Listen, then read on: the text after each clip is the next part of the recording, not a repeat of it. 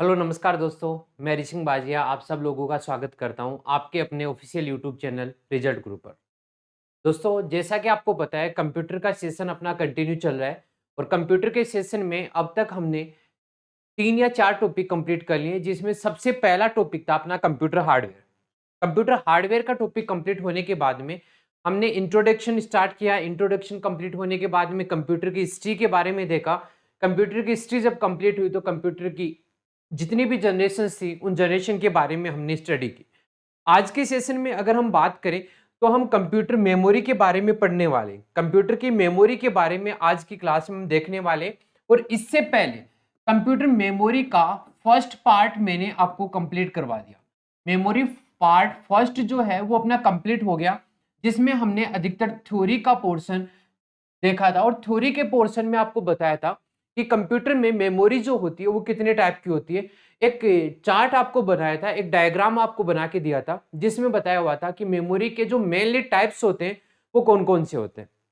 Revise के तौर पर अगर बात करें तो मेमोरी को हम बोल सकते हैं, सबसे पहले मेमोरी जो होती है वो क्यों यूज ली जाती है। मेमोरी अपने डेटा को स्टोर करने के लिए। कंप्यूटर में जो डेटा दिया गया है, कंप्यूटर में जो डेटा हम देते हैं उसका आउटपुट जब अपने को मिल जाता है तो उस आउटपुट को स्टोर करने के लिए जिस यूनिट का यूज किया जाता है उसको बोलते हैं मेमोरी यूनिट। और मेमोरी जो होती है वो कंप्यूटर की सबसे इंपॉर्टेंट यूनिट में काउंट की जाती है, क्योंकि जो डेटा आपने दिया था उसका रिजल्ट आपको मिला है, उस रिजल्ट को फ्यूचर में यूज लेने के लिए, भविष्य में आगे यूज करने के लिए जब हम उसको सेफ रखना चाहते हैं तो वो एक ही जगह है जहां पर हम इसको सेफ रख सकते हैं, वो अपनी कौन सी है, मेमोरी। आगे बात करें मेमोरी के टाइप के बारे में तो मेमोरी के टाइप बेसिकली दो होते हैं। एक होता है प्राइमरी मेमोरी और एक होता है सेकेंडरी मेमोरी। मेमोरी को हम इन दो बेसिक टाइप में डिवाइड कर सकते हैं, एक प्राइमरी मेमोरी में और एक सेकेंडरी मेमोरी में। फर्दर अगर डिवाइड करें प्राइमरी मेमोरी को तो उसको दो पार्ट में डिवाइड कर सकते हैं, एक होता है रैम और एक होता है रोम। रैम को बोले तो रैम होती है रैंडम एक्सेस मेमोरी, जिसको हम वोलेटाइल मेमोरी भी बोलते हैं। बात आती है व्हाट इज वोलेटाइल मेमोरी। तो वोलेटाइल मेमोरी वो मेमोरी होती है जो पावर सप्लाई बंद होते ही अपने डेटा को क्या कर देती है, लॉस्ट कर देती है, डेटा उसका लॉस्ट हो जाता है। सेकंड जो मेमोरी होती है वो होती है रैम, सॉरी रोम। रोम की फुल फॉर्म होती है रीड ओनली मेमोरी। और रोम जो होती है वो अपनी स्थायी मेमोरी होती है, वोलेटाइल मेमोरी होती है। मींस हम कह सकते हैं कि जब पावर सप्लाई बंद हो जाती है, पावर सप्लाई ऑफ हो जाती है, उसके बाद में भी डेटा को ये अपने अंदर स्टोर रखती है। रैम को फर्दर डिवाइड करें तो दो टाइप से डिवाइड कर सकते हैं, एक होती है अपनी एस रैम और एक होती है डी रैम। एस रैम को बोल सकते हैं स्टैटिक रैंडम एक्सेस मेमोरी और डी रैम को बोल सकते हैं dynamic random access memory. S RAM और डी रैम इसको फर्दर डिवाइड कर सकते हैं। अगर हम बात करें इसी तरीके से रोम की, तो रोम को भी हम बेसिकली 3 और 4 पार्ट में डिवाइड कर सकते हैं। सबसे पहली होती है ईपी रोम। सबसे पहले अगर बात करें रोम की तो रोम को हम डिवाइड कर सकते हैं पी रोम में। पी रोम का मीनिंग होता है प्रोग्रामेबल रीड ओनली मेमोरी, एक ऐसी मेमोरी जिसको हम प्रोग्राम के थ्रू जनरेट कर सकते हैं, programmable read only memory. Second part जो होता है वो होता है ईपी रोम, जो होता है erasable programmable read only memory. यानी एक प्रोग्राम के थ्रू इस डेटा को, इस मेमोरी के डेटा को हम क्या कर सकते हैं, इरेज कर सकते हैं। थर्ड होता है ईईपी रोम, इसमें बोलते हैं electrically erasable programmable read only memory.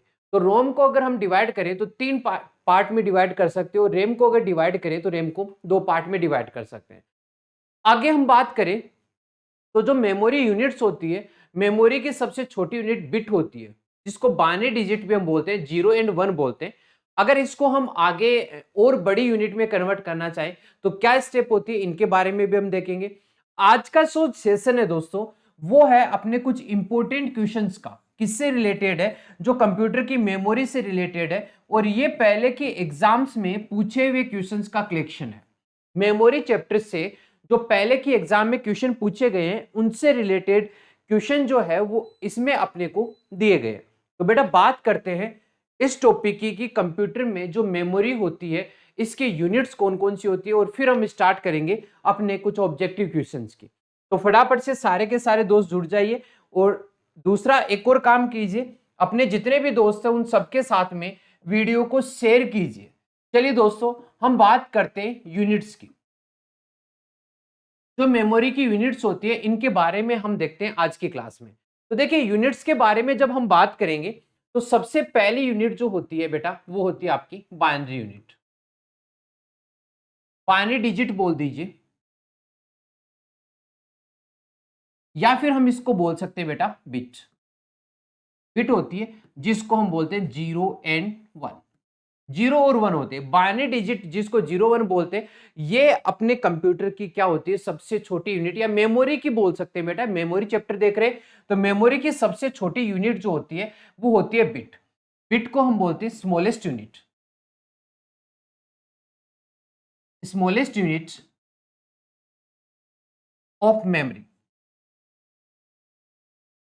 Memory की जो सबसे स्मॉलेस्ट यूनिट होती है उसको हम क्या बोलते हैं बेटा, इसको बोलते हैं हम बिट।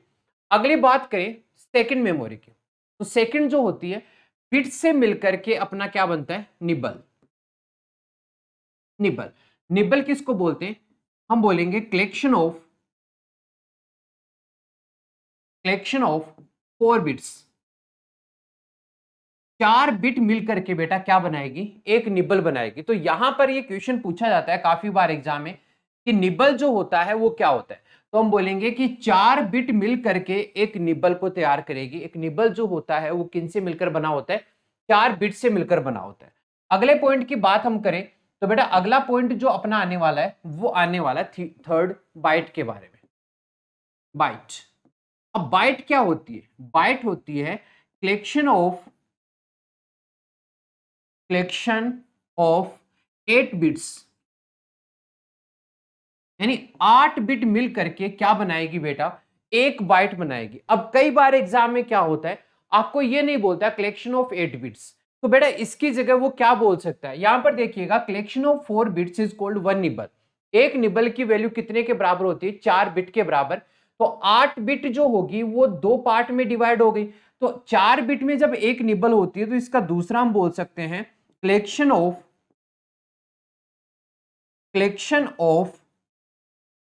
2 निबल्स। 2 निबल जो होते हैं बेटा उसको भी हम क्या बोल देते हैं, उसको भी हम बोलते हैं एक बाइट। तो इसका भी ध्यान रखिएगा, इससे रिलेटेड क्वेश्चन भी आपका एग्जाम में काफी बार पूछा गया। तो यहां पर 3 यूनिट के बारे में हमने बात की। सबसे पहली यूनिट थी बाइनरी डिजिट या बिट जिसको बोल सकते हैं 0 और 1, ये सबसे स्मॉलेस्ट यूनिट होती है। सेकंड हमने बात की जो अपने निबल थी, निबल जो होता है वो 4 बिट मिल करके एक निबल को तैयार करता है।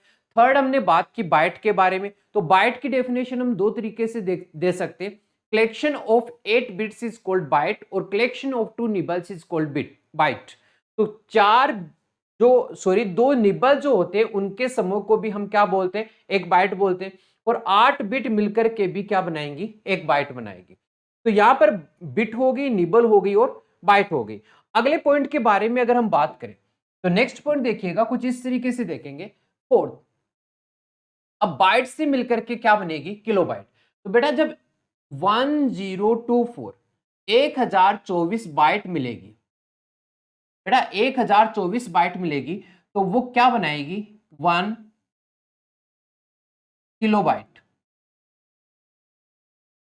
जिसको बेटा हम क्या बोल सकते हैं, केबी।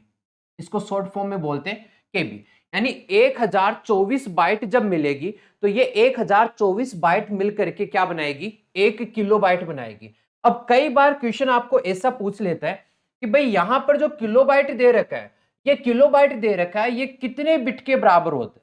तो बेटा किलोबाइट को पहले बाइट में कन्वर्ट करेंगे और बाइट को फिर किस में कन्वर्ट करेंगे, बिट में। एग्जाम्पल अगर आपको बोल दिया जाए 1 KB is equals to question mark bit, ये आपको बोल दिया है कि 1 किलोबाइट कितने बिट के बराबर होता है। तो बेटा आपको पहले ये देखना पड़ेगा कि किलोबाइट से जस्ट स्मॉलर जो यूनिट होती है मेमोरी की वो कौन सी है। तो इसको सोल्व करने के लिए हम कुछ इस तरीके से मेथड काम में लेंगे कि जो किलोबाइट है इसको पहले बेटा किस में कन्वर्ट करेंगे, बाइट में कन्वर्ट करेंगे। और बाइट जो है उसको हम किस में कन्वर्ट करेंगे, बिट में कन्वर्ट करेंगे। तो बेटा यहां पर देखिएगा किलोबाइट जो होता है, किलोबाइट जो है वो कितना है, 1। तो 1 किलोबाइट को बाइट में चेंज करेंगे तो बेटा कितना हो जाएगा, 1024 बाइट। कितना बाइट होगा बेटा, 1024 बाइट, 1024। अब आपको ये पता है कि एक बाइट जो है, ये एक बाइट जो है वो कितने बिट के बराबर होता है बेटा, 8 बिट के बराबर होता है। अगर एक byte, one byte is equals to 8 bit, अगर 8 बिट के बराबर है तो बेटा 1024 बाइट जो होगा वो कितने बिट के बराबर होगा, तो हम बोलेंगे 8 इंटू 1024 बिट, ये इतने बिट के बराबर होगा। मल्टीप्लाई जब आप करोगे तो ये हो जाएगा 2, ये हो जाएगा 0, सॉरी 8 4 जा 32, ये 2 हो जाएगा, ये अपने पास हो जाएगा 9, यहां पर अपने पास हो जाएगा 1 और ये हो जाएगा 8। तो अपना आंसर जो होगा वो हो जाएगा 8192 बिट, ये इतने बिट के बराबर होगा। एक बार चेक कर लीजिएगा इसको, बिल्कुल सही 8192 जो होगा वो अपना क्या हो जाएगा, राइट आंसर। ठीक है, तो अब यहां पर देखिएगा इस तरीके का जब क्वेश्चन दिया गया है कि 1 किलोबाइट को आपको बिट में कन्वर्ट करना है या बाइट में कन्वर्ट करना है, तो आपको सेम ये प्रोसीजर काम में लेनी है कि जो बड़ी बिट है उससे जस्ट स्मॉलर यूनिट, बड़ी यूनिट जो है उससे जस्ट स्मॉलर यूनिट कौन सी है और आपको कौन सी यूनिट के पास पहुंचना है, वहां तक चलने की पूरी स्टेप बाय स्टेप आपको चलना पड़ेगा, तब जाकर के आप पहुंचोगे किसके पास में बेटा, आप पहुंचोगे अपनी स्मॉलर यूनिट या जो क्वेश्चन आपसे पूछा गया है उसके बारे में। उम्मीद है ये बात आपको समझ में आ गई होगी। अगर समझ में आ गई है तो फिफ्थ पॉइंट हम यहां पर देखेंगे बेटा, हमने अभी देखा था किलोबाइट, एक जो किलोबाइट होता है वो 1024 किसके बराबर होता है, बाइट के बराबर। अब मैं आपसे ये पूछता हूं कि 1024 किलोबाइट जब बनेगा, 1024 किलोबाइट जो होगा बेटा वो कितने के बराबर होगा, वो होगा 1 मेगाबाइट के। 1 मेगाबाइट जिसको बेटा हम क्या बोलते हैं, एमबी। तो किलोबाइट को हमने किस में कन्वर्ट कर दिया, मेगाबाइट में। अब क्वेश्चन आपसे यह भी पूछ सकता है कि 1 मेगाबाइट जो होता है वो कितने बाइट के बराबर होता है। क्वेश्चन अगर आपसे पूछ लिया जाए, आपको क्वेश्चन ऐसा बोल दिया, एग्जाम्पल में बोल रखा है 1 megabyte is equal to question mark byte, या फिर ऐसे भी पूछ सकता है कितने बिट के बराबर होता है, बेटा कोई भी क्वेश्चन पूछ सकता है और ये बोल दिया क्वेश्चन मार्क बिट, कितने बिट के बराबर होगा। अब बेटा ये आपको देखना है कि 1 मेगाबाइट कितने बाइट के बराबर और कितने बिट के बराबर होता है। तो मैंने एक ही आपको इसका मेथड बताया था, आपको करना क्या है, आपको बस ये काम करना है कि जो वैल्यू आपके पास दे रखी है उस वैल्यू से जो बड़ी यूनिट आपको दे रखी है, इस बड़ी यूनिट से आपको इससे जस्ट छोटी यूनिट, फिर उससे छोटी यूनिट और फिर सबसे छोटी यूनिट जिसके पास आपको जाना है उसमें कन्वर्ट कर दोगे। तो देखिए इसके सॉल्यूशन की अगर हम बात करें तो हम बोलेंगे कि जो मेगाबाइट है, मेगाबाइट से बेटा हम किसके पास जाएंगे, किलोबाइट के बराबर, और बेटा किलोबाइट से हम किसके बराबर जाएंगे, बाइट के बराबर, और बाइट से हम किसके पास जाएंगे बेटा, बिट के पास जाएंगे। ये अपनी सबसे स्मॉलेस्ट यूनिट हो गई है। अब बेटा ये पूछ रहा है कि 1 MB जो है, 1 MB जो है वो बेटा कितने केबी के बराबर होगा, 1024 केबी के।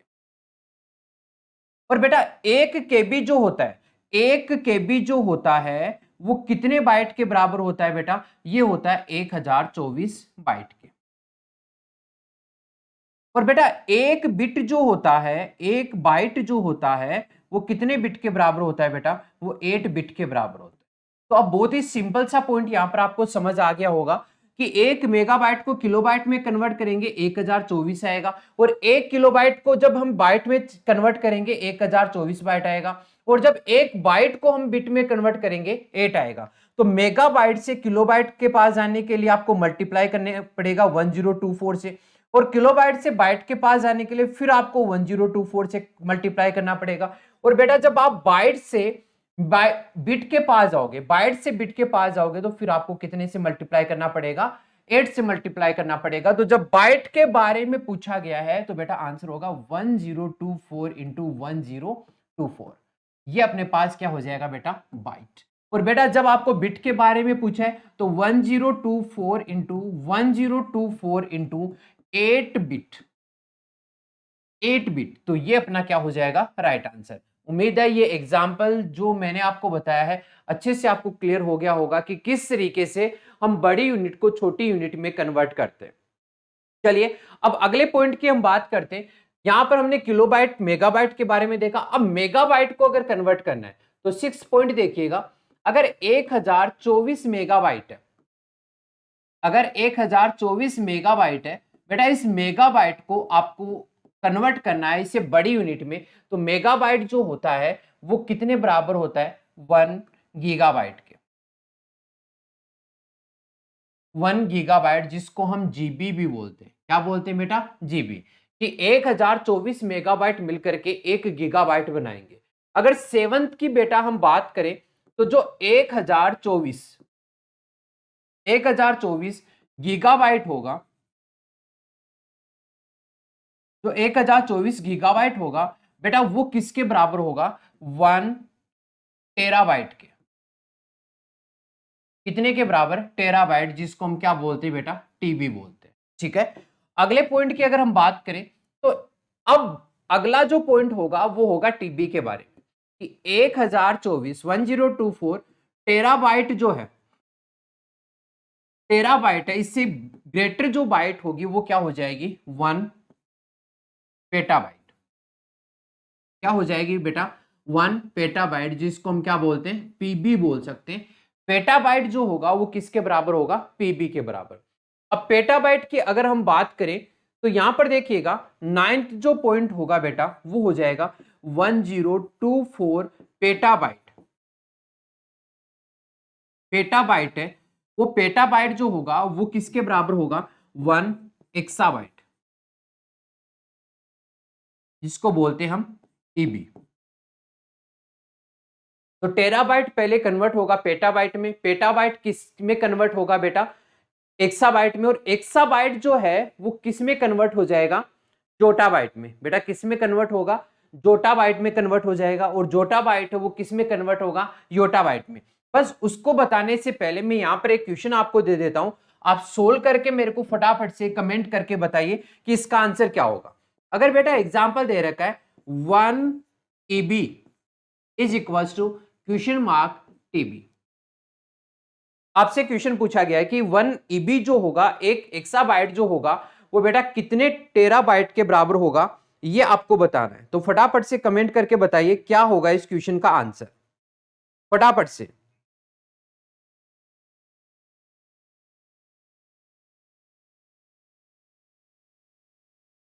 जल्दी बताइए बेटा। यहां पर देखो एक्साबाइट को अगर टीबी में कन्वर्ट करना है तो एक्साबाइट को पहले पेटाबाइट में और पेटाबाइट को फिर टेराबाइट में, तो 1024 इंटू 1024। देखिए ईबी को पहले आप कन्वर्ट किस में करोगे बेटा, पहले करोगे आप पीबी में, किसमें, पीबी में, और पीबी को हम किस में करेंगे बेटा, टीबी में। तो 1024 इंटू 1024 टीबी जो होगा वो अपना क्या हो जाएगा इस क्वेश्चन का राइट आंसर। चलिए अगली हम यूनिट की बात करें, यूनिट नंबर 10 की बात करें, तो बेटा यहां पर हमने देखा एक्साबाइट, एक्साबाइट को ईबी भी बोलते हैं। एक्साबाइट मिलकर के किसको तैयार करेगी, हम बोल सकते हैं 1024 एक्साबाइट, एक्साबाइट मिलकर के बेटा क्या बनाएगी, 1 जेटाबाइट। किसको तैयार करेगी, 1 जेटाबाइट को तैयार करेगी, जिसको जेड बी हम बोलते हैं। ओके, और अगले पॉइंट की 11th वाले पॉइंट की हम बात करें तो 1024 जेटाबाइट जो है, 1024 जेटाबाइट जो है वो बेटा मिलकर के क्या बनाएगी, 1 योटाबाइट। किसको बनाएगी, 1 योटाबाइट, जिसको हम क्या बोलते हैं, वाईबी। ओके क्लियर है। तो 1024 यूनिट मिलकर के अपनी अगली यूनिट को जनरेट कर रही है। चलो अगले पॉइंट की अगर हम बात करें तो बेटा यहां पर देखिएगा, अगर मैं आपको बोल देता हूं कि अब अगर 1024 अपने पास योटाबाइट आ जाए, योटाबाइट आ जाए, तो बेटा ये योटाबाइट जो है वो किसके बराबर होगी। अब योटाबाइट से बड़ी यूनिट की हम बात करें तो योटाबाइट से बड़ी यूनिट जो होती है बेटा वो क्या होती है, इसके बारे में हम बात करते तो 1 जोटाबाइट जो होगी वो किसके बराबर होगी बेटा, 1 ब्रोंटोबाइट। किसके बराबर, 1 ब्रोंटोबाइट, जिसको हम क्या बोलते हैं, बीबी बोलते हैं। ब्रोंटोबाइट को किस नाम से बोलेंगे बेटा, बीबी के नाम से बोलेंगे। और लास्ट अगर हम बात करें बेटा 13 की, तो 1024 जो ब्रोंटोबाइट होगी, ब्रोंटोबाइट जो होगी ये मिल करके सबसे बड़ी यूनिट जिसको हम बोलते हैं जियोप बाइट, जियोप बाइट बोलते हैं, इसको हम बोलेंगे जियोप बाइट। ओके, तो 1 जियो बाइट जो होती है, अब तक की हम बात करें तो जियोप बाइट जो होती है वो मेमोरी की सबसे बड़ी यूनिट होती है। आपसे क्वेश्चन पूछ लिया जाए, ऑप्शन दे रखे हैं और ऑप्शन में अगर आपसे पूछ लिया जाए कि कौन सी यूनिट मेमोरी की सबसे बड़ी यूनिट है, तो आपको इसी सीक्वेंस में चलना है। बेटा अगर सीक्वेंस की हम बात करें तो इसका सीक्वेंस जो जनरेट किया जाएगा वो क्या होगा? सबसे छोटी से बात करें तो सबसे पहले आएगी बिट, बिट सबसे छोटी होती है। बिट से बड़ा हम बात करें तो क्या होगी? निबल, निबल से हम बात करें तो निबल से मिलकर के क्या बनेगी बेटा? बाइट, बाइट से मिलकर के क्या बनेगी बेटा? किलोबाइट, किलोबाइट से बड़ी की अगर हम बात करें तो क्या हो जाएगी? मेगाबाइट, मेगाबाइट के आगे की बात करें तो क्या हो जाएगी?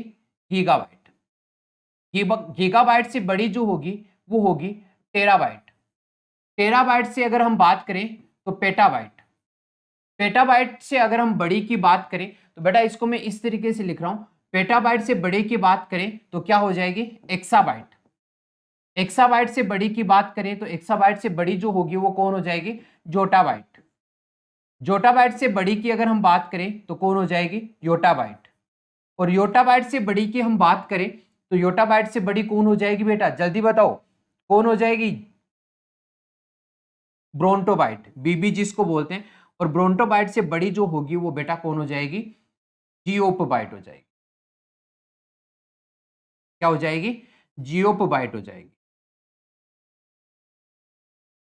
तो ये होता है मेमोरी का प्रॉपर सीक्वेंस। यहां से सबसे छोटी यूनिट से स्टार्ट होकर के सबसे बड़े यूनिट के पास जाने के लिए आपको ये सीक्वेंस फॉलो करना पड़ेगा। ये यहां पर होगी सबसे स्मॉलेस्ट यूनिट, और यहां पर जो अपनी जियो बाइट होगी ये होगी सबसे largest unit.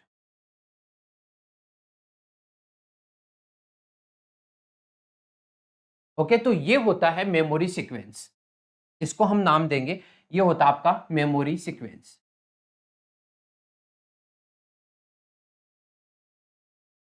Memory unit sequence, memory की यूनिट का जो सीक्वेंस होता है उसको हम इस तरीके से डिनोट करते हैं। अब बेटा अगर आपसे ये पूछ लिया जाए कि जो जियोप बाइट है वो कितने जीबी के बराबर है, जियोप बाइट कितने जीबी के बराबर है, तो जियोप बाइट को कन्वर्ट करेंगे बीबी में, बीबी को कन्वर्ट करेंगे वाईबी में, वाईबी को कन्वर्ट करेंगे जेडबी, जेडबी को कन्वर्ट करेंगे ईबी, ईबी को पीबी, पीबी को टीबी और टीबी को जीबी। तो जितने में आपने कन्वर्ट किया है उतने से मल्टीप्लाई, तो 1024 into 1024 into 1024 into 1024 into 1024 into 1024 and last into 1024। तो मैंने आपको यही बताया कि जब बड़ी यूनिट से हम छोटी यूनिट के पास जाएंगे तो हम उसको 1024 से कन्वर्ट कर लेंगे। जितनी स्टेप आपको पीछे जानी है, आपको बोले कि बीबी को ईबी में कन्वर्ट करना है, तो यहां से 1 स्टेप, 2 स्टेप और 3 स्टेप, तो 3 टाइम आपको 1024 इंटू 1024 इंटू 1024 मल्टीप्लाई करना पड़ेगा। तो यहां पर आपको ये पॉइंट समझ में आ गया होगा कि किस तरीके से हम मेमोरी यूनिट को, मेमोरी सीक्वेंस को कन्वर्ट करेंगे एक यूनिट से दूसरी यूनिट में। अगर ये पॉइंट आपको समझ में आ गया तो बेटा अब हम चलते हैं अपने ऑब्जेक्टिव क्वेश्चन की तरफ। जो ऑब्जेक्टिव क्वेश्चन है ये आपकी स्क्रीन पर आने वाले हैं थोड़ी देर में, तो फटाफट से आप इनके आंसर दीजिएगा। ये लीजिए, सबसे पहला क्वेश्चन आपकी स्क्रीन पर आ चुका है, तो अब आराम से देखिए क्वेश्चन को और फटाफट से आंसर दीजिए। सेशन को आगे लेके चलते हैं, बट सेशन को आगे लेने से पहले आप फटाफट से आंसर इनके दीजिए। चलिए बेटा बात करते हैं हम इस पहले क्वेश्चन के आंसर की। तो पहला क्वेश्चन आपसे क्या बोल रखा है ये देखिए, द कंटेंट आपसे बोला गया है, क्वेश्चन बड़ा ही सिंपल है, the content of blank space are lost when the computer is turned off. बेटा क्वेश्चन आपसे ये पूछना चाह रहा है कि कौन सा ऐसा यूनिट है जिसमें से डेटा और कंटेंट आपका डिलीट हो जाएगा जब लाइट आपकी चली जाएगी, पावर सप्लाई क्या हो जाएगी? बंद हो जाएगी।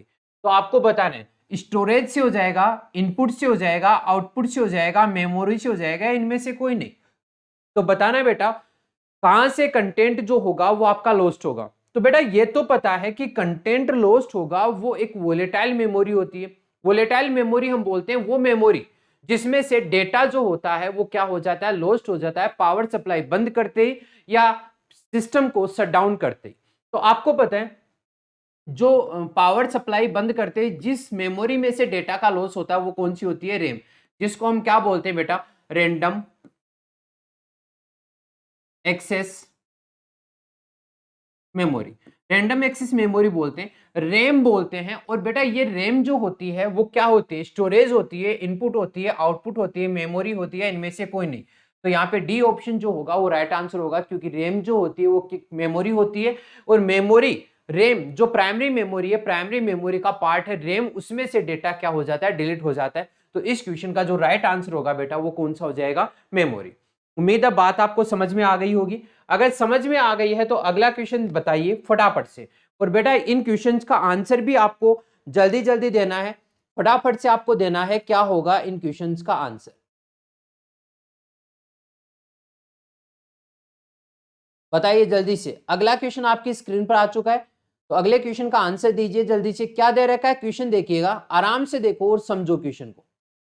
क्वेश्चन आपको बोल रखा है the most common type of storage device आज, जो सबसे ज्यादा स्टोरेज डिवाइस काम में ली जाती है वो कौन सी है, persistent, optical, magnetic, flash, none of these. बेटा कौन सी काम में ली जाती है, यहां पर अगर बात करें ऑप्टिकल की, तो ऑप्टिकल होती है जैसे आपकी सीडी हो गई, डीवीडी हो गई, बीआरडी हो गई, ये ऑप्टिकल होती है। मैग्नेटिक टेप हो गई, या फिर बोल सकते हैं मैग्नेटिक डिस्क हो गई। फ्लैश मेमोरी को काम में नहीं लेते। तो कॉमन टाइप जो होता है स्टोरेज डिवाइस का वो अपना कौन सा होता है बेटा, मैग्नेटिक जो मेमोरी होती है वो सबसे ज्यादा स्टोरेज के लिए काम में ली जाती है, क्योंकि ये क्या होती है, ये लंबे टाइम तक अपने काम आ सकती है। जैसे हम सीडी ऑप्टिकल की बात करें, सीडी और डीवीडी की बात करें, अगर उस पर स्क्रैच आ जाता है तो उसका डेटा जो होता है वो क्या हो जाता है, लॉस्ट हो जाता है। बट मैग्नेटिक जो मेमोरी होती है, स्टोरेज डिवाइस होती है, उसमें इस तरीके की कोई प्रॉब्लम का सामना अपने को नहीं करना होता है। ओके, चलिए नेक्स्ट क्वेश्चन, कुछ इंपॉर्टेंट क्वेश्चन आप लोगों के लिए लेकर के आए। तो अगला क्वेश्चन देखिए और फटाफट से आंसर दीजिए अगले क्वेश्चन का। क्या है अगला क्वेश्चन, आराम से देखिए और आंसर दीजिए। क्या बोल रखा है, a disk content that is recorded at the time of manufacture and that can not be changed और erased by the user as. बेटा यहां पर क्या बोल रहा है कि जब हम मैन्युफैक्चर करते हैं यानी कंप्यूटर को बनाते हैं, तो बनाते टाइम मेमोरी सेट की जाती है, मेमोरी सेट की जाती है, और उसमें क्या होता है कि कोई भी डेटा ना तो डिलीट होगा और ना ही उस डेटा में हम क्या कर सकते हैं, चेंज कर सकते हैं। बेटा चेंज भी नहीं कर सकते, डिलीट भी नहीं कर सकते, तो क्या हम उसमें रीड कर सकते हैं, बिल्कुल रीड तो कर सकते हैं। क्या हम उसमें राइट कर सकते हैं, नहीं भाई, राइट तो हम उसमें बिल्कुल नहीं कर सकते, क्योंकि जब हम उसमें कुछ चेंज ही नहीं कर सकते हैं, चेंज करने का मीनिंग क्या होगा, चेंज करने का मीनिंग होगा उसमें कुछ आपको राइट करना पड़ेगा। तो मेमोरी ओनली होगा नहीं, राइट हम कर नहीं सकते, रन कर नहीं सकते, नन ऑफ दिस होगा नहीं। तो बेटा सी ऑप्शन, यानी हम उसके डेटा को केवल और केवल क्या कर सकते हैं, रीड कर सकते हैं, पढ़ सकते हैं, उससे ज्यादा हम उसमें कुछ भी नहीं कर सकते। ओके, चलिए अगला क्वेश्चन देखते हैं, क्वेश्चन नंबर 4। क्या दिया है क्वेश्चन में, एनी डेटा और instruction natural into memory of computer is considered, यानी कंप्यूटर की मेमोरी में जो भी डेटा होगा वो क्या कहलाएगा, कंप्यूटर की मेमोरी में जो डेटा होगा, कंप्यूटर की मेमोरी में जो डेटा होगा वो क्या कहलाएगा। तो जल्दी से बताइए, स्टोरेज होगा, आउटपुट होगा, इनपुट होगा, इंफॉर्मेशन होगा। देखिए कोई भी इंस्ट्रक्शन जो कंप्यूटर की मेमोरी में पड़ा हुआ है उसको हम एज ए स्टोरेज काम में लेते हैं। अब आउटपुट के रूप में तो काम में लेंगे नहीं, ना ही उसको इनपुट के रूप में काम में लेंगे। इंफॉर्मेशन क्या होती है, जो डेटा अपने पास दे रखा है, डेटा दे रखा है, उस डेटा पर प्रोसेस करने पर जो आउटपुट आपको मिलता है उसको बेटा हम क्या बोलते हैं, इंफॉर्मेशन बोलते हैं। लेकिन क्वेश्चन में शायद ऐसा नहीं बोला गया, क्वेश्चन में बोला गया कि कोई भी डेटा या इंस्ट्रक्शन जो मेमोरी में, कंप्यूटर की मेमोरी में है, उसको हम किस तरीके से मानते हैं, उसको कंप्यूटर की स्टोरेज के रूप में मानते हैं। किस रूप में मानते हैं बेटा, स्टोरेज के रूप में मानते हैं। क्या ये बात सही है बेटा? क्या ये बात बिल्कुल सही है? बिल्कुल ये बात सही है, स्टोरेज जो होगा वो अपना क्या हो जाएगा? Right answer. ठीक है, चलो अब बात करते हैं हम अगले क्वेश्चन की।